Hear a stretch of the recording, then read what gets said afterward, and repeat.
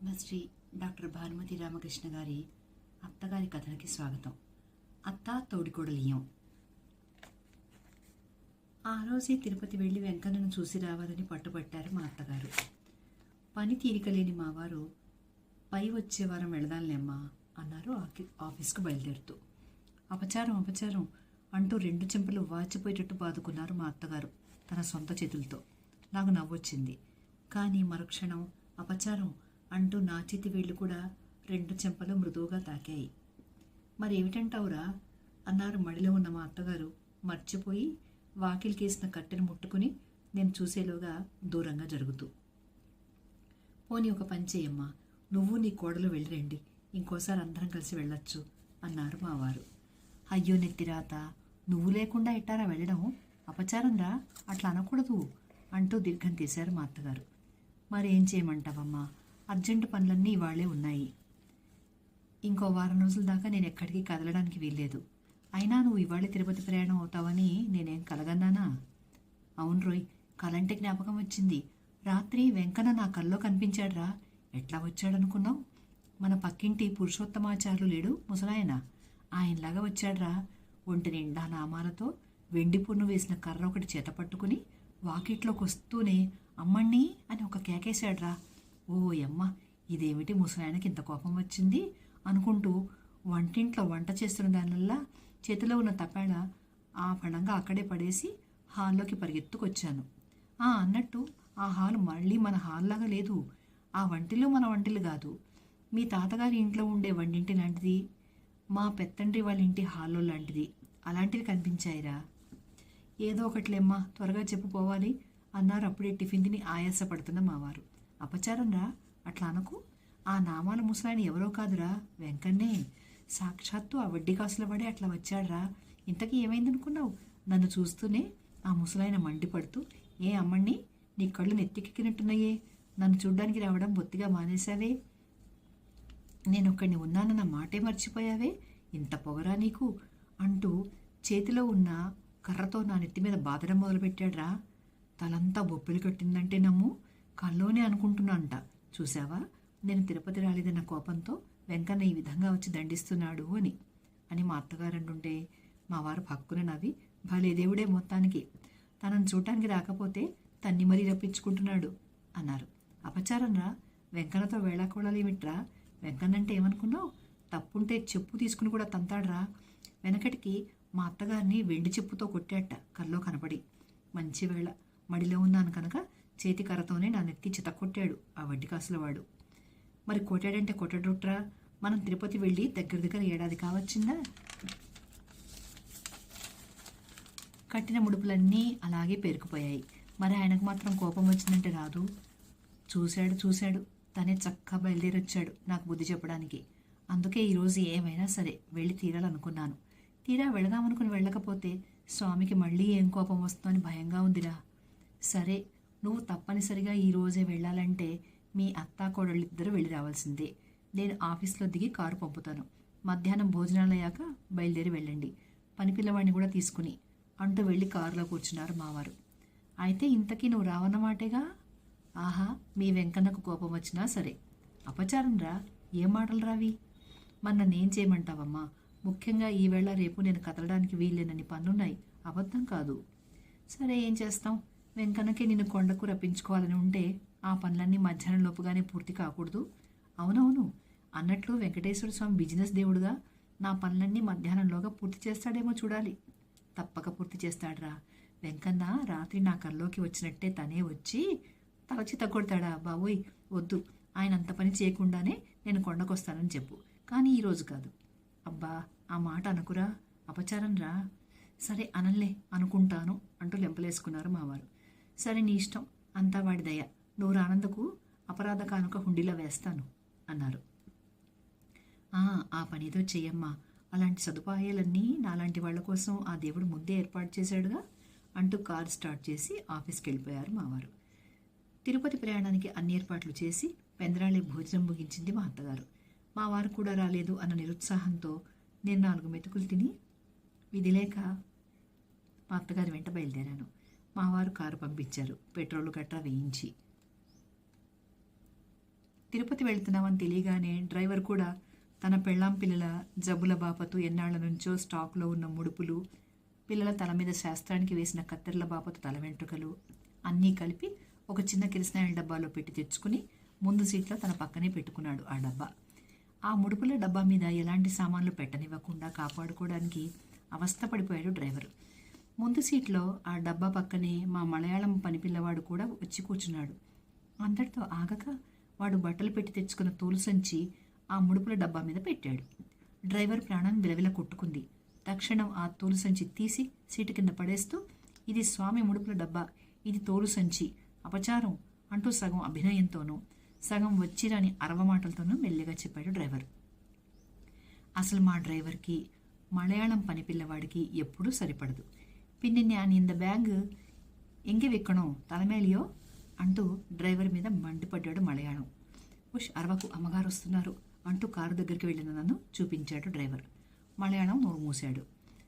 అత్తగారు వెనుక వైపున ఉన్న వంటిల్లు, వడ్ల కొట్టు, స్టోర్ గది, పూజామందిరం ఉన్న గది అన్ని నెంబర్ల వారీగా తాళాలు వేసుకుని సహారా ఎడారి భూదానం ఇచ్చినట్టు వంటింటి ముందున్న వసారాన్ని మాత్రం వంటవాడికి వదిలేసి తోటవాడికి ఇంటి భద్రం అంతా చెప్పి వర్షం వచ్చేట్లయితే గొడ్లను కొట్టంలో కట్టేయమని చెప్తూ వచ్చి కారులో కూర్చున్నారు, ముడుపులు పెట్టిన తాటాకుల బుట్టతో సహా. ఈలోపుగా నేను మేడ మీద గదులన్నిటికీ తాళాలు వేసుకుని వెళ్ళి కారులో కూర్చున్నాను. మరి తాళాలు అబ్బాయికి ఇచ్చి వెళ్ళొద్దు అన్నారు మా అత్తగారు. వెళ్లే తవ్వులోనిగా ఆఫీసు, ఇచ్చి వెళ్దాం అన్నాను. కారు బయలుదేరింది. కొంత దూరం వెళ్ళిన తర్వాత మా అత్తగారు కూర్చున్న వైపు కారు టైరు ఢామ్ అంటూ బ్రహ్మాండమైన మూతతో పంచర్ అయింది. ఓ యమ్మ, ఏమిటే మూత అంటూ హడలిపోయి నన్ను గట్టిగా పట్టుకున్నారు మా అత్తగారు. నవ్వనా, నవ్వకుండా ఉండనా? అబ్బే ఏం లేదత్తా, టైరు పంచర్ అయింది అన్నాను నవ్వాపుకుంటూ. మరెట్టాగు ఇప్పుడు? అబ్బాయి కూడా రాలేదే అన్నారు మా అత్తగారు కంగారు పడుతూ. వేరే టైర్ ఉంటుంది కారులో, మార్చుకుంటాడు, మనం కాసేపు కారు దిగాలి అన్నాను. అట్లాగా అంటూ కారు దిగారు మా అత్తగారు నాతో పాటు. అయినా ముందున్న పాత బస్సేనయం, ఈ కొత్త కారు కంటే ఎప్పుడైనా ఆ బస్సు ఇట్టా ఢామంటూ పేలిందా అన్నారు. మా అత్తగారు చెప్పే బస్సు మా పాత ఫోర్డ్ వ్యాన్, అది ఆమె అభిమానాన్ని చొరగొన్న బస్సు. డ్రైవరు టైర్ మార్చుకున్నాడు. తిరిగి కారులో కూర్చున్నాం. అసలే మధ్యాహ్నం ప్రయాణం అలవాట్లేక తలనొప్పి పట్టుకుంది. దానికి తోడు మా అత్తగారు నేను ఎరగని తన పుట్టింటి వాళ్ళని గురించి, వాళ్లకు సంబంధించిన బంధువులు తిరుపతిలో ఎంతమంది ఉన్నారో వాళ్ళని గురించి, వాళ్లలో తనతో మాటలు లేని వాళ్ళు ఎంతమందో, తనంటే పడిచచ్చే వాళ్ళు ఎంతమందో వాళ్ళందరి గురించి చెప్పి నా తలనొప్పి మరి కాస్త ఎక్కువ చేశారు. నిజంగానే తిరుపతిలో మా అత్తగారి బంధువులు ఎక్కువగానే ఉన్నారు. ఎవరింటికి వెళ్ళకపోయినా చిక్కే. అందుకే మా వారు వస్తే టైం లేదనే సాకుతో నేరుగా కొండకెళ్ళి స్వామి దర్శనం చేసుకుని తిరిగి వచ్చేస్తుంటారు. కొడుకు వెంట వచ్చినప్పుడు మా అత్తగారు కూడా నోరెత్తరు.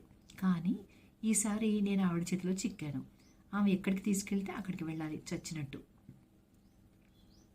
మా వారు వాళ్ళ పెదనాన్న ఇంటికి వెళ్ళి వాళ్ళ అన్నయ్యని పిలుచుకుని కొండకు వెళ్ళమని చెప్పారు. నిజంగానే మా బావగారిని తోడికోడని చూసి చాలా కాలమైంది.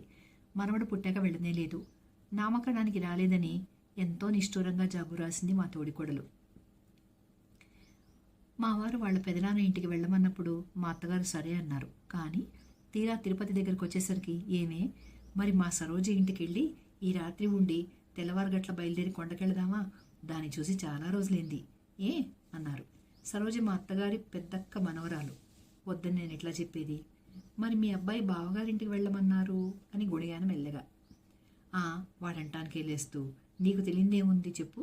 పైగా ఆ మధ్య నీ తోడికోడలికి పెద్ద జబ్బు చేసిందని, మంచం నుంచి లేవడం లేదని జాబు రాశాడుగా నరం. మరి ఇప్పుడు ఎట్టా ఉందో? ఇంత రాత్రప్పుడు మనం వెళ్ళి జబ్బు మనిషిని దాన్ని అవస్థ పెట్టడం ఎందుకు? దాని కోడలు ఇక్కడే ఉందో లేక పుట్టింటికి వెళ్ళిందో? అంతగా అయితే కొండ దిగి వచ్చేటప్పుడు చూసి వద్దాంలే. ఏమంటావు అన్నారు మా అత్తగారు. ఏమంటాను, సరే మీ ఇష్టం అన్నాను. కారు సరోజ ఇంటి ముందు ఆగింది. సంతోషంగా కారు దిగబోతున్న అత్తగారు ఆగిపోయారు బ్రేక్ వేసినట్లుగా. సరోజ ఇంటి వాకిలికి తాళం వేసింది. కారు ఆగడం చూసి బయటకు వచ్చిన పక్కింటి వాళ్ళు చెప్పారు, సరోజ మొగుడికి ట్రాన్స్ఫర్ అయిందని, 4 రోజుల క్రితమే తాడిపత్రి వెళ్ళిపోయారనీను. మా అత్తగారి ముఖం వెలవెలపోయింది. నా ముఖం చూడలేకపోయారు. పోనీ శకుంతల ఉందేమో చూసి వెళదాముంటే, దగ్గరేగా అన్నారు మా అత్తగారు. అలాగే అన్నాను. శకుంతల మా తోడికోడలికి తోడికోడలు, మా అత్తగారి పుట్టింటి ఆడపడుచు. మా తోడికోడలంటే మా అత్తగారికి సరిపడకపోయినా శకుంతలంటే ప్రాణం ఇస్తారు మా అత్తగారు. కారు శకుంతల ఇంటి ముందు ఆగింది. మళ్ళీ మా అత్తగారు కారు దిగబోతూ ఆగిపోయారు. శకుంతల ఇంటి వాకిలి కూడా తాళం వేసింది. మళ్ళీ ఆ పక్కింటి వాళ్ళే చెప్పారు పురిటికి పుట్టింటికి వెళ్ళిందని, ఆవిడ భర్త వాళ్ళ అన్నగారి ఇంట్లోనే ఉంటున్నారని. మా అత్తగారి ముఖాన కత్తి వేటుకు నెత్తురు చుక్కలేదు. ఏడ్చినట్టే ఉంది అని కాసేపు విసుక్కున్నారు మా అత్తగారు. సరే ఏం చేస్తాం, మీ తోడికోడల ఇంటికే పోదాం పదా అన్నారు నీరసంగా. నా ప్రాణం లేచొచ్చింది. మా తోడికోడల ఇంటి ముందు కారు ఆగింది. ఈసారి మా అత్తగారు బిగుసుకుపోయి కూర్చున్నారు. నేనే ముందు కారు దిగాను. నన్ను చూస్తూనే మా బావగారు ఎక్కడ లేని సంతోషంతో ఇంట్లోంచి పరిగెత్తుకొచ్చారు కారు దగ్గరికి. రామ్మ, ఎన్నాళ్ళకు కనిపించావు? కారులో ఎవరు? కక్కే. ఏం కక్కి, కారులోనే కూర్చున్నావు? లోపలికి రా, ముదిమనోడిని చూద్దు గాని. ఏమిటో మీరంతా మమ్మల్ని బొత్తిగా మర్చిపోయారు అన్నట్టు తమ్ముడు రాలేదే? అర్జెంటు పనులున్నాయని ఆగిపోయారు. అలాగా? వాడికి ఎప్పుడు అర్జెంటు పనులే. ఇదిగో డ్రైవర్, కారు తీసుకెళ్ళి వీధి చివరున్న వియ్యన్న గారింటి షెడ్లో పెట్టు. అబ్బాయి, ఆ సామాన్లని లోపలికి తీసుకెళ్ళినాయనా అని మలయాళంలో చెప్పి రండి కక్కి అంటూ మమ్మల్ని లోపలికి పిలుచుకెళ్లారు మా బావగారు. ఏమేవ్, మా కక్కి మీ చెల్లెలు వచ్చారేవ్, త్వరగా రా అంటూ వంటింట్లో ఉన్న మా తోడికోళ్ళని కేకేశారు మా బావగారు. ఎట్లాగూ వాళ్ళకు మన ఇల్లు కనిపించిందా? అసలు మన మీద కోపంతో అసలు తిరుపతి రావడమే మానేస్తారనుకున్నాను. పోండి, దేవుని చూడ్డానికైనా వచ్చారు కదా, ఇదిగో వస్తున్నా అంటూ వంటింట్లో నుంచే చదివేసింది మా తోడికోడలు.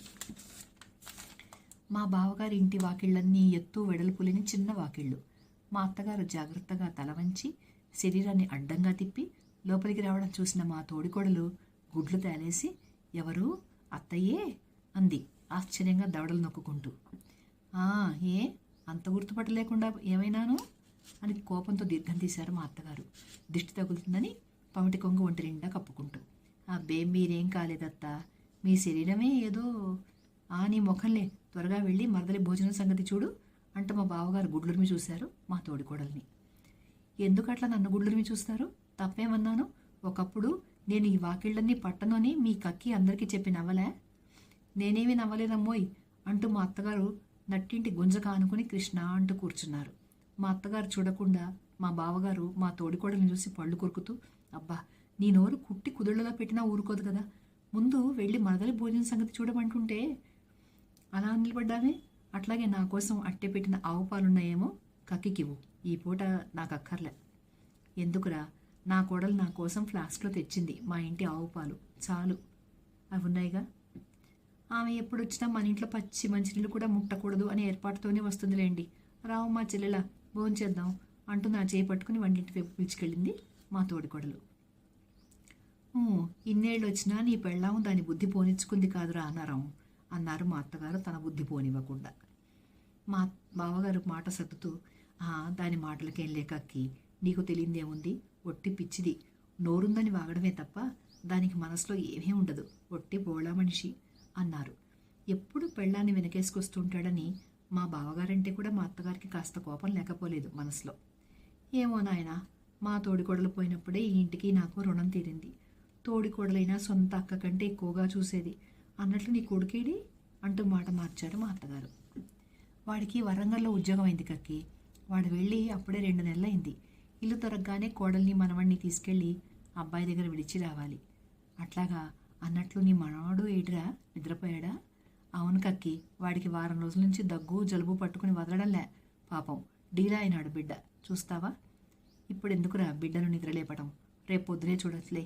ఇంతకీ వాడికి అబ్బ పోలికొచ్చిందా, అమ్మ పోలికొచ్చిందా అంటూ చిక్కు ప్రశ్న వేశారు మా అత్తగారు. మా బావగారు నవ్వి, అందరూ తాత పోలికే వచ్చిందంటున్నారు కక్కి అన్నారు. అట్లాగే కాకపట్టండి మీ కక్కిని, అవ్వ పోలికొచ్చిందంటే రేపు వాడికి పూట అన్నం కూడా పెట్టదావిడ అని అందుకుంది మా తోడికోడలు భోంచేసి ఆకు మడుస్తూ. మా బావగారు భయపడిపోయారు. మాట మారుస్తూ, కక్కి, పాల ఫ్లాస్క్ కారులో ఉందా, లోపలికి తెచ్చాడా అంటూ వెళ్ళి సామాన్ల దగ్గరున్న ఫ్లాస్కు, పళ్ళు, గ్లాసు తెచ్చి మా అత్తగారి ముందు భక్తిగా ఉంచారు మా బావగారు. ఇప్పుడే ఎందుకురా, కాసేపు ఉండి తీసుకుంటాలే అన్నారు మా అత్తగారు. తీసుకోకక్కి, ఒంటిపూట భోజనం, పాలు కూడా వేళకు తీసుకోకపోతే పెద్దతనంలో నీరసంగా ఉండదు అంటూ మా బావగారు కాసేపు బ్రతిమలాడిన తర్వాత మెల్లగా ముందుంచిన పండ్లు, పాలు పక్షపాతం లేకుండా పుచ్చుకున్నారు మా అత్తగారు. మా తోడికోడలు నేను భోంచేసి తమలపాకులు పాందాంతో సహా వచ్చి మా అత్తగారి పక్కనే కూర్చున్నాం. మా అత్తగారు మా తోడికోడలు వచ్చేలోపుగా అరటిపళ్ళ తొక్కలన్నీ పక్కనే ఉన్న మంచం కిందికి తోశారు. మమ్మల్ని చూస్తూనే కృష్ణ అంటూ నేల మీదనే కాస్త నడుము వాల్చారు. అదేమిటమ్మోయ్ కింద పడుకున్నారు, పక్కనే మంచం ఉందిగా అంది మా తోడికోడలు. ఈ కట్టెను ఎక్కడ పారేస్తే ఏంలే అన్నారు విరక్తిగా మా అత్తగారు. ఇన్నాళ్ళు మీ ఒళ్ళు కట్టే, కానీ ఇప్పుడు ఎట్ట కాదే, పాపం పెద్దతనంలో వాతం వస్తే అవస్తే అన్నది అసాధ్యురాలైన మా తోడికోడలు. మా బావగారు ఊరుకో అంటూ మా అత్తగారు చూడకుండా నెత్తి బాదుకున్నారు. నాకు వాతము రాలేదు, అవస్థ పట్టలేదు. నేను ఎప్పట్లాగానే ఉన్నా. అయినా తెలియకడుగుతా కానీ వచ్చినప్పటి నుంచి నా ఒళ్ళుని గురించి వాతాన్ని గురించి చదువుతున్నావేమిటే గ్రంథం అన్నారు బాగా హీటెక్కిపోయిన మా అత్తగారు. ఆనాడు నా లావును గురించి దేశమంతా చెప్పి మీరు నన్ను ఎగతాళి చేయలే అంది ఆ అక్కసు కడుపులో పెట్టుకున్న మా తోడికోడలు. నేనేమి దేశమంతా చెప్పలేదు, చూసేవాళ్ళకు కళ్ళు లేకపోతేగా అన్నారు మా అత్తగారు. కళ్ళున్న వాళ్ళెవరూ నేను లావుగా ఉన్నానని ఏనాడు అనలేదు. అయితే ఏమిటే నువ్వు అనేది? నాకు కళ్ళు లేవంటావా? పళ్ళు లేవంటే ఒప్పుకుంటాను, దాందుంపదెంచా. కళ్ళు కూడా లేవంటే ఎట సచ్చేది? ఈరోజు జబ్బు చేసి నువ్వు చిక్కిపోయావేమో కానీ మొదటి నుంచి నువ్వు లావు అనే సంగతి అందరికీ తెలిసిందేగా. అదుగో ఆ మాటే నేను అడుగుతున్నా. మొదటి నుంచి మీ ఒళ్ళు కట్టెలా ఉన్నా ఈరోజు పెట్టెలా ఉందని చూసే వాళ్ళందరికీ తెలియదా అంట. నన్ను చూసి నవ్విన వాళ్ళే ఈరోజు మిమ్మల్ని చూసి నవ్వలేదా అంట. నవ్వితే నవ్వని, నీ చేత మాటలు పడమని భగవంతుడు నా ముఖాన రాశాడు, తప్పుతుందా? నా చేత మీరేం మాటలు పడలేదమ్మోయ్. అన్ని మాటలు మీ చేతే నేను పడ్డాను. మా పుట్టింటి వాళ్ళు గతి లేని వాళ్ళు అన్నది మీరే. మా పుట్టింటి వాళ్ళకు శుచి శుభ్రత తెలియదు అన్నది మీరే. మా వియ్యాల వాళ్ళని తిట్టిపోసింది మీరే. నా కోడలికి ముక్కు సొట్ట అన్నది కూడా మీరే. నా మొగుడు నా మాట విని చెడిపోయాడు అన్నది కూడా మీరే. నేను గయ్యాళినని రాక్షసినని ఆడిపోసుకుంది మీరే. ఆగిపోయావే, ఇంకా చదువు. నీ నోటికి అడ్డమే ఉంది. ఎన్ని అభాండాలైనా వేస్తావు. నేనేం అభాండాలు వేయడల్లా. మొహం ఉంది, అద్దం ఉంది అనలేదని ప్రమాణం చేయండి. మధ్యన ఎందుకే ప్రమాణం చేయడం? పాపం ఎక్కడుంటే భయం అక్కడ ఉంటుంది. నాకే మరి భయం లేనప్పుడు ప్రమాణం చేయడానికే అన్నది లాయర్ కూతురైన మా తోడికోడలు. మా బావగారి కోసం వెతికాను, ఆయన కనిపించలే. ఇద్దరు రెచ్చిపోతున్నారు. అప్పటికీ భయపడుతూనే ఊరుకోండి అత్త అన్నాను. ఆ మాట అనడానికి అంతవరకు నాకు ఛాన్స్ కూడా ఇవ్వలే వాళ్ళిద్దరు. నన్ను ఊరుకోమంటావేమిటే? అదట్ట నోరు పారేసుకోవడం బాగుందా? అసలు ఇందుకే ఈ కొంపకు రావడం నాకు ఇష్టం ఉండదు. ఏనాడు మా తోడికోడలు పోయిందో ఆనాడే ఈ ఇంటికి నాకు రుణం తీరిపోయింది. మా తోడికోడలు ఊరుకోలేదు. ఓ అబ్బా, తోడికోడలు ఉండగా ఇద్దరికి మహా సరిపడ్డట్టు. అయ్యో సమ్మడం, ఎవరికి తెలీదు అంటూ సాగదీసింది మా తోడికోడలు. తెలిసిందిలేవే, నా తోడికోడలైనా మేనత్తైనా ఆవిడే కనుక ఓ మాటనా పడుండేదాన్ని. నీలాగా తోడికోడలు అత్తను అడవులు పట్టించలేదు. అలాగా ఆ మాట అనొద్దంట. అత్తను నేనే అడవులు పట్టించాను. మొగుడు చచ్చిన ఆడబడుచును నానావస్థలు పెట్టి అడుక్కు తినేట్టు చేసింది నేనేనా అంట. నేనేం అడుక్కు తినమని పంపలేదు. అడుక్కు తినే బుద్ధులుంటే వాళ్ళే అడుక్కు తింటారు. ఇంతకు దాని పిల్లని పుట్టింటి వాళ్ళలో ఇచ్చుకుందనేగా దాన్ని ఇంతగా వెనకేసుకురావడం అన్నారు మా అత్తగారు. నేనే వెనకేసుకురాలే. ఆవిడ నా గతి చేసినందుకు ఊరు వాడా అనుకుంటుంటేనో ఓ అబ్బా, నువ్వు అత్తగారిని పెట్టిన అగచాట్లు ఎవరో అనుకోనట్టు అన్నారు మా అత్తగారు. మీలాంటి వాళ్ళు తప్ప ఎవ్వరూ అనుకోలేదు. మంచాన పడ్డ ఆవిడకి నేను చేసిన చాకిరీ ఊరందరికీ తెలిసిందేగా. నిజం నిలకడ మీద తెలుస్తుంది అంది మా తోడికోడలు. తెలుస్తుంది. నీ నోటికి భయపడితే తెలియకేం చేస్తుంది? అదుగో మళ్ళీ ఆ మాట అనవద్దంట. నా నోరు అంటారు. మీ నోటికి భయపడింది ఎవరు? మీ పేరంటేనే నా పుట్టింటి వాళ్ళు హడలు చేస్తారు.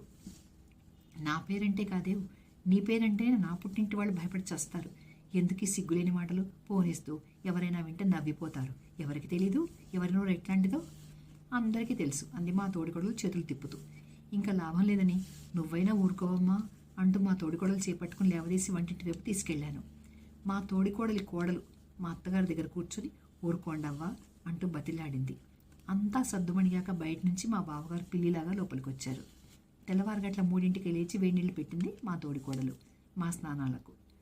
అప్పటికే స్నానం గీన ముగించుకుని మా బావగారు డ్రైవర్ని నిద్రలేపడానికి వెళ్ళారు. రాత్రి జరిగిన ఆ దెబ్బలాట పూర్తిగా మర్చిపోయి మా అత్తగారు తోడికోడలు ఎంతో ఆప్యాయంగా మాట్లాడుకోవడం చూసి నేను మా తోడికోడలి కోడలు విస్తుపోయాం. తీరా బయలుదేరేటప్పుడు మా బావగారితో పాటు మా తోడికోడలు కూడా వస్తే బాగుండు అనిపించింది. కానీ చంటి పిల్లాడిని కోడల్ని ఒంటరిగా విడిచిపెట్టి ఎలా వస్తుంది? పోనీ కోడల్ని పిల్లాడిని కూడా కొండకు పిలిచికెళ్తే? అయినా నేనుగా మా తోడికోడల్ని రమ్మని పిలిస్తే మా అత్తగారికి ఏం కోపం వస్తుందో అని నోరు మూసుకున్నాను. తీరా బయలుదేరే ముందు, ఏమండోయ్ పిల్లాడివి అబ్బాయివి కొన్ని ముడుపులు అట్లాగే ఉన్నాయి, తీసుకెళ్లి హుండీలో వేస్తారా, లేకపోతే రేపు మనం వెళ్ళినప్పుడు వేయొచ్చంటారా అంది మా తోడికోడలు. పోనీ మనం వెళ్ళినప్పుడే వేద్దాం, కోడలు ఊరికెళ్లేలోగా మనం ఎటు తిరిగి కొండకోసారి వెళ్ళాలిగా అన్నారు మా బావగారు. పోనీ పిల్లాడికి మొక్కుబడి ఉంటే నీ కోడల్ని పిల్లాడిని కూడా తీసుకురారా అన్నారు మా అత్తగారు. ఎందుకులే కక్కి, మీకు లేనిపోని ఇబ్బంది, పైగా అవ్వ దగ్గర ఉండడం వాడికి బాగా అలవాటైంది. పోనీ దాన్ని కూడా రమ్మనరా, అందరం కలిసే వెళదాం, మళ్ళీ మళ్ళీ వెళ్ళడం ఎందుకు, ఎటు రేపు వచ్చేస్తాంగా. దాని ఇష్టం కక్కి అంటూ తప్పుకున్నారు మా బావగారు. మధ్య నా ఇష్టం ఏమిటండోయ్, పోనీ వారం రోజుల తర్వాత వెళ్ళేది ఇప్పుడే వెళదాం పదండి అన్నారు మా తోడికోడలు. బ్రతుకు జీవుడా అనుకున్నాం, అంతా ప్రయాణమైనాం. కారులో చోటు ఉంటుందా ఉండదా అన్న సందేహం అందరికీ కలిగింది. కానీ ఎలాగో కూర్చున్నాం. నేను మా అత్తగారికి తోడికోడలికి మధ్య కూర్చున్నాను. మా తోడికోడలి పక్కనే పసిబిడ్డను ఒళ్ళో పెట్టుకుని కోడలు కూర్చుంది. ముందు సీట్లో మలయాళం పక్కన మా బావగారు కూర్చున్నారు.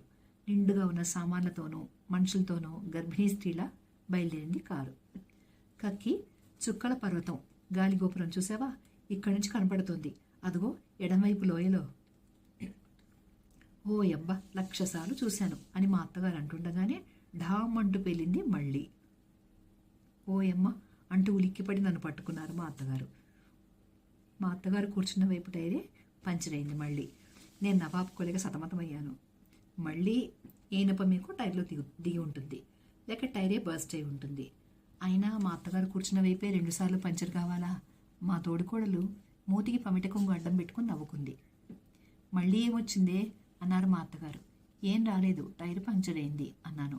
అయ్యో నీ టైరు దొంగలదోలా, ఇవేం టైర్లు, ఇదేం కారు, మాట మాట్లాడితే ఢామ్ ఢామ్ అంటూ వెళ్ళిపోతుంది ఏమిటే వెధవ కారు అని విసుక్కుంటూ మాతో పాటు కారు దిగారు మా అత్తగారు. టైర్ పంక్చర్ అయితే కారు ఏం చేసింది కక్కి?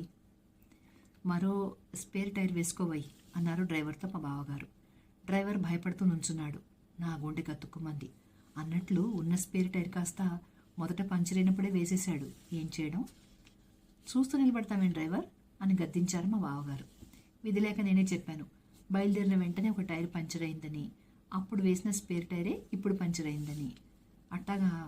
అరే అయితే సరే, ఏదైనా బస్సు వస్తుందిగా ఇప్పుడు, అందులో మనం అంతా కొండకెళ్దాం, కారు ఇక్కడే ఉంచి పనిపిల్లాడిని కాసేపు కారు కాపలా ఉండమని డ్రైవర్ని దిగువ తిరుపతికి పంపించి టైర్లు రిపేర్ చేసుకురమ్మంటే సరే అంటూ కారులో ఉన్న సామాన్లన్నీ కిందికి దించారు మా బావగారు. అబ్బే, ఆ పాత బస్సు ఎన్నడూ ఇట పంచర్ కాలేదు, పాడు కాలేదు అన్నారు మా అత్తగారు రోడ్డు పక్కనున్న బండ మీద కూర్చుంటూ. అందుకనేగా ఇప్పుడు మీకోసం బస్సులో పోబోతున్నాం అన్నది మా తోడికోడలు నవ్వుతూ. మా కాలంలో బస్సులు కాకపోతే ఈ కార్లన్నీ ఎక్కడున్నాయిలే అన్నారు మా అత్తగారు. మా పెదనాన్నకు కారు ఉండేది, చిన్నప్పుడంతా నేను ఆ కారులోనే తిరిగేదాన్ని అన్నది మా తోడికోడలు. మాకు పెదనాన్నలు లేరు, కార్లు లేవు, మా నాన్న హయాంలో గుర్రపు సాటులోనే వెళ్ళేవాళ్ళం ఎక్కడికి వెళ్ళాలన్నా అన్నారు మా అత్తగారు మళ్ళీ బిగుసుకుపోయి. మా బావగారికి కంగారు పట్టుకుంది. కక్కి, వాళ్ళ నాన్నకు గుర్రబండి ఉండేదట క్యాంపులకు వెళ్ళడానికి అంటూ మా తోడికోడల్ని నోరు మూసుకోమని గుడ్లురిమి చూశారు బావగారు. మా తోడికోడలు నోరు ఆటోమేటిక్ సిస్టంలో పనిచేస్తుంది. ఆవిడ వద్దనుకున్నా ఆవిడ నోరు ఆవిడ కంట్రోల్లో ఉండదు. ఏమోనమ్మా, నేనెప్పుడు గుర్రబళ్ళు ఎక్కలేదు, ఒంటెద్దు బళ్ళు ఎక్కలేదు అన్నది మా తోడికోడలు. తను కూడా రోడ్డు పక్కనున్న కొండరాళ్ల మీద కూర్చుంటూ. మా అత్తగారి ఒళ్ళు భగ్గున మండింది. అదేమిటే, గుంటూరు జిల్లా వాళ్లకు గుర్రబళ్ళు ఒంటెద్దు బండ్లు కాకపోతే విమానాలు ఎక్కడున్నాయే తిరగడానికి అన్నారు మా అత్తగారు. దాని మొహం లేకక్కి ఒట్టి బడాయి కోరు అన్నారు మా బావగారు. నేనేం బడాయి చెప్పలేదండోయ్, మా కారు ఉండేది కనుక చెప్పాను. గుర్రబండిని గుర్రపు సార్టు అంటూ నేనేం గొప్పలు చెప్పుకోలేదు అన్నది మా తోడికోడలు. అయ్యో శ్రీరామచంద్ర, చిన్నప్పుడంతా అట్ట అనేవాళ్ళం గనక ఇప్పుడు పుసుక్కున ఆ మాటే వచ్చింది అన్నారు మా అత్తగారు. పోన్లే కక్కి, తప్పే ఉంది, నువ్వు ఊరుకుంటావా లేదా అన్నారు మా బావగారు మా తోడికోడల్ని నమిలి మింగేటట్టుగా చూస్తూ. అంటే అన్నది లేరా, నేనేం మాట్లాడనులే, నోరు మూసు కూర్చుంటే పాయే అన్నారు మా అత్తగారు కొడుకుని తృప్తిపరచడానికి. నీ మాటకేం కక్కి, నేనే దీని నోటికి భయపడి నోరు మూసు కూర్చుంటా ఒక్కోసారి అన్నారు మా బావగారు నవ్వుతూ. మళ్ళీ మా తోడికోడలకి కోపం వచ్చే లోపలే బస్సు వచ్చేసి మమ్మల్ని బ్రతికించింది. కొండ మీద ట్రావెలర్స్ బంగ్లాలోనే అంతా ఉండి ఏర్పాటు చేశారు మా బావగారు. వెళ్తూనే గుడికెళ్ళి స్వామి దర్శనం చేసుకుని ముడుపులు అపరాధ కానుకలు హుండీలో వేసి పిల్లాడి మొక్కుబడి కూడా తీర్చుకుని తిరిగి బంగ్లాకు వచ్చాం. మేమంతా హోటల్ నుంచి తెప్పించిన భోజనమే చేశాం. మా అత్తగారు మాత్రం గుడి నుంచి అర్చకులు తెచ్చిన పులిహోర, దద్దోజనం, చక్కెర పొంగలి, వడలు వగైరా తీసుకుని ముక్తాయాసంతో కృష్ణ అంటూ కాసేపు నడుం వాల్చారు. ఆమె పక్కనే మా తోడికోడలు కూడా నడుం వాల్చింది. నేను మా తోడికోడలి కోడలు పిల్లాడిని నిద్రబుచ్చి ఏమీ తోచక స్వామివారి రోజా తోట చూడ్డానికి బయలుదేరాం. తోటంతా గులాబీ పూలు విరగపూశాయి. కానీ కోయడానికి లేదుగా. కోసినా పెట్టుకోవడానికి అంతకన్నా వీల్లేదు. మా ఇద్దరి ఆడహృదయాలు ఆ పూలు చూసి అల్లాడిపోయాయి. అప్పటికే పెద్ద పెద్ద పూలన్నీ విడిచిపెట్టలేక కోసాం. కానీ భయం వేసింది. ఆ పూలన్నీ మాలకట్టి మేము ఉండే గదిలో ఉన్న వెంకటేశ్వర స్వామి పటానికే వేసేద్దాం అనుకున్నాం. పూలు కోసినందుకు అపచారం అంటూ చెంపలేసుకుంటూ తిరిగి బంగ్లాకు వచ్చాం. ఈలోపుగా మా అత్తగారు తోడికోడలు ఏ ఘట్టంలో ఉన్నారో అని భయపడుతూనే వచ్చాం. కానీ తీరా బంగ్లాకు వచ్చి వాళ్ళిద్దరిని చూసి మా కళ్ళు మేమే నమ్మలేకపోయాం. కలయో వైష్ణవమాయో అన్నట్టు మా అత్తగారు మా తోడికోడలు పడి పడి నవ్వుతూ ఫోండత్తా అంటే చీపో గాడిద అనుకుంటున్నారు. మమ్మల్ని ఇద్దరిని చూసి రాండే కోడళ్ళు, మీకు తొందరలో పప్పన్నం పెట్టి ఏర్పాట్లు చేస్తున్నాం అన్నారు ఇద్దరు ఏకకంఠంతో. అంటే మా తోడికోడలి అన్న కొడుక్కు మా అత్తగారి పెద్దక్క రెండో మనవరాల్ని ఇచ్చేటట్టు వాళ్ళిద్దరిలో ఒప్పందాలు జరిగిపోయాయన్నమాట. మరి కట్నం మాట అన్నారు మా అత్తగారు. కట్నము లేదు, కాకరకాయ లేదు, మీరుండండత్తా, మా అన్నని నేను ఒప్పిస్తాను, పరాయి వాళ్ళం గనకనా అంతా బీరకాయ పీచేగా అన్నది మా తోడికోడలు. అంతేలే, అయినా ఉన్న ఆస్తంతా మా అక్క ఇంకెవరికి ఇస్తుంది, ఆ ఇద్దరు మనవరాళ్లకేగా, అయితే పెళ్లి కొండ మీదనేనా అన్నారు మా అత్తగారు. ఆహా, మా అన్న పిల్లల పెళ్ళిళ్ళన్నీ కొండ మీదనే. ధన్యోస్మి, ఎవరా అదృష్టవంతులు, ఏమి నా భాగ్యము, మీరిరువురు కలిసి ఒకనొక శుభకార్యము తలపెట్టుట అపూర్వం, అద్భుతం, ఆశ్చర్యం. శర ఆలస్యం అమృతం విషం, ఆ శుభకార్యమేదో సత్వరంబు కానిండు అన్నారు మా వెనక నుంచి వచ్చిన బావగారు. అదేమిట్రన్నారం, నాటకం భాష మాట్లాడుతున్నావు అన్నారు మా అత్తగారు నవ్వుతూ. అవును కక్కి, నిజంగానే నేను నాటకంలో బుస్సీ వేషం వేసి ఒక్క అరుపు అరుస్తుంటే హాల్లో ఉండే జనమంతా హడలి చచ్చేవాళ్ళనుకో, పిల్లలు పాలు తాగడం మానేసి గోలగా ఏడ్చేవాళ్ళు కక్కి అని మా బావగారు చెప్తుంటే మేము నవ్వకుండా ఉండలేకపోయాం. ఎట్టాగు, అయితే మరి నీ పెళ్ళాం చేత కూడా ఒక వేషం వేయించలేకపోయావట్రా అన్నారు మా అత్తగారు నవ్వుతూనే. నా మొహానికి అదొకటే తక్కువ అంది మా తోడికోడలు మూతి ముడుచుకొని. అబ్బే, నాటకాలు సొంత పెళ్ళాం పక్కనుంటే నటన రాణించదు కక్కి, అయినా నా పెళ్ళం నిత్య జీవితంలో కాకలు తీరిన కథానాయికే కానీ నాటక రంగానికి ఆ మొహం కాస్త అంటూ మా బావగారు మా తోడికోడల్ని ఏడిపించడం మొదలుపెట్టారు. పోన్నండి, నా మొహం అది, ఏం చేస్తాం. నీదంతా సోజ్యమే మరీను, వాడేదో ఎగతాళి కంటేను. ఈరోజు ఎగతాళి కంటం కాదులే, ఎప్పుడూ ఉండేదే. ఆయన అందానికి రంగుకు నేను తగనట. తను అనేది కాక అందరి చేత అనిపించాలా? నువ్వే చెప్పు కక్కి, నా అందానికి ఆకారానికి ఇది ఏమాత్రం తగదు అని నా పెళ్ళప్పుడు అందరూ అన్నదేగా అన్నారు మా బావగారు పెళ్ళాన్ని ఏడిపించడంలో ఒళ్ళు మర్చిపోయి. ఎవరి మాట దాకానేందుకు, ఈ మీ కక్కి అన్నది మా తోడికోడలు. నేనేమి అనలేదమ్మోయ్ అన్నారు మా అత్తగారు కంగారు పడుతూ. అనకేంలేండి, అన్నీ అన్నారు. మా చెల్లెలి పెళ్ళికి వచ్చినప్పుడు మా పెరట్లో ఉన్న సపోటా చెట్టు కింద కూర్చుని మీరు మీ తోడికోడలు మాట్లాడుకోలే, నేను మీ అబ్బాయికి ఏమాత్రం తగనని, మా వంశం అంతా అనాకారులని. ఏమిటే మహా చూసినట్టు విన్నట్టు మాట్లాడుతున్నావు? తెలియకడుగుతా గాని, నీ ఇంటికి వచ్చి పట్టుమని ఓ పూటైనా ఉండని నేను మీ పెరట్లో ఉన్న సపోటా చెట్టు కింద తీరిగ్గా కూర్చోవచ్చానా అంట. మరీ అభాండాలు వేసేందుకు వేయడం కూడా నీకు అలవాటు కాకపోతేనా? మా బావగారు మెల్లిగా అక్కడి నుంచి జారుకున్నారు. నేనేం అభాండాలు వేయడం లేదమ్మోయ్ అని అనలేదనడం మా వంశంలో లేదు అన్నది మా తోడికోడలు. ఏ వంశమో, మాయదారి వంశం పోనిద్దు అన్నారు మా అత్తగారు మూతి 3 వంకర్లు తిప్పి. మా తోడికోడలు తారా జువ్వలా లేచింది. మాది మాయదారి వంశం, సరే ఒప్పుకున్నాను. మళ్ళీ ఆ మాయదారి వంశంలో పిల్లాడే ఎందుకు కావాల్సి వచ్చాడు అంట మీ అక్క మనవరాలికి అంటూ నిలదీసింది మా తోడికోడలు. నాకెవ్వరూ కావలసి రాలేదు తల్లి, ప్రస్తావన వచ్చింది కనుక అన్నాను. నీకు నీ వంశానికి ఒక్క నమస్కారం అంటూ మా అత్తగారు శరీరాన్ని ఒక ప్రదక్షిణ చేయించి లోపలికి వెళ్ళారు. మా తోడికోడలు కూడా లేచి నిలబడ్డది. మా వంశానికే నిక్షేపం లాంటి వంశం, ఎటొచ్చి కర్మం జరగ మీ రాక్షస వంశంలో వచ్చి పడ్డానే గాని మా అత్తగారు లోపలించి అంటున్నారు. ఎవరిదే రాక్షస వంశం, ఎవరిది అంట. బలవంతంగా అత్తను బకెట్లో కూర్చోబెట్టి బావిలో దించింది ఏ రాక్షసే? అయ్యో అయ్యో, మీ అన్యాయం కూడా, ఇంత అన్యాయమా? తల్లి మాటలు విని నన్ను అన్యాయంగా బకెట్లో పడేసి బావిలో దించింది మీ అబ్బాయా నేనా వాణ్ణెందుకంటావే నోరులేని ధర్మరాజు? మీ నోరు కాస్త అరవిస్తారని. నీ నోటి ముందు నా నోరేం పనికొస్తుంది? నా వంశాన్నంతా హడలగొట్టిన నోరు నీది. మీ కౌరవ వంశాన్ని హడలగొట్టడం ఎవరి చేత అవుతుంది? హడలి చేస్తారు అందరూను. నేను ఒక్కతేనే మొండికెత్తాను అన్నది మా తోడికోడలు. కౌరవ వంశం మీది కాని మాది కాదేవు. మాది నోరులేని పాండవ వంశం. మరి ఆ కౌరవ వంశంలోని వాడి మెడకే మీ పాండురోగ పిల్లని ఎందుకు అంటగట్టాలని చూస్తున్నారో? మా పిల్లకు పాండురోగం లేదు, మీ ఉబ్బస పిల్లాడికి ఇవ్వం అంటూ మా అత్తగారు మళ్ళీ లోపలికి వెళ్ళారు. మా పిల్లాడికి ఉబ్బసము లేదు, మీ దిక్కుమాల సంబంధం మాకు వద్దునో వద్దు అంటూ తోడికోడలు కూడా లోపలికి వెళ్ళిపోయింది. గాలివాన వెలిసింది. కానీ అన్యాయంగా కుదిరిన సంబంధాన్ని, కాబోయే పెళ్లిని వీళ్ళిద్దరూ పోట్లాడుకుని చెడగొట్టారే అని బాధపడ్డాను. మా బావగారు మెల్లగా లోపలికి వచ్చారు. ఆయనకు టైమింగ్స్ బాగా తెలిసిందనిపించింది. ఆ ప్రాంతంలోనే ఉండి ఉంటారు ఇంతవరకు. ఉన్నట్టుండి మా అత్తగారు సామానంతా తెచ్చి హాల్లో పడేస్తూ, బయలుదేరవే, ఇంకా దీని మొహం చూస్తూ ఇంకొక క్షణం ఉండను అన్నారు. మరోవైపు నుండి బట్టల సంచి, పిల్లాడు ఆడుకునే బొమ్మలు అన్నీ తీసుకొచ్చి హాల్లో పడేస్తూ, బయలుదేరండి, ఇంకా ఈ మాటలు పడుతూ ఒక్క క్షణం ఉండలేను అన్నది మా తోడికోడలు. మా బావగారు తలపట్టు కూర్చున్నారు. నేను మా తోడికోడల్ని బ్రతిమలాడి ప్రయాణం అనిపించేసరికి తాతలు దిగొచ్చారు. మా తోడికోడలి కోడలు చిన్నపిల్లైనా ఎంతో ఇదిగా మా అత్తగారిని బ్రతిమలాడి తెల్లవారుగట్ల సుప్రభాతం చూసి పోదామని నచ్చజెప్పింది దగ్గర కూర్చుని. ఆ రాత్రి నిద్రపోయేదాకా మా అత్తగారిని మా తోడికోడల్ని ఒకచోట చెరనీయకుండా నేను, మా తోడికోడలి కోడలు చెరొకళ్ళ దగ్గర కాపలా ఉండాల్సి వచ్చింది. సుప్రభాతానికి వెళ్ళడానికి తెల్లవారుగట్ల 2ంటికే లేచాం.